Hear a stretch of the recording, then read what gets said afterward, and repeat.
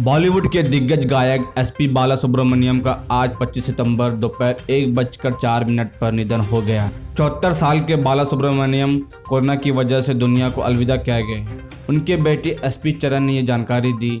उनके निधन की खबर से बॉलीवुड इंडस्ट्री में शोक की लहर है।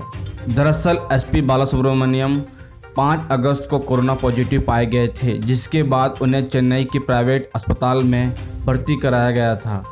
13 सितंबर को उनकी कोरोना टेस्ट रिपोर्ट नेगेटिव आई थी। कुछ समय के लिए उनकी हालत में सुधार देखने को मिला था, लेकिन गुरुवार को अस्पताल ने कहा उनकी हालत बेहद गंभीर है।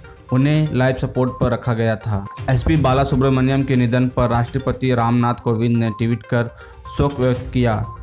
राष्ट्रपति ने ट्वीट कर कहा, बालासुब्रमण्यम के निधन से भारतीय संगीत ने अपने सबसे मधुर आवाज़ खो दी है।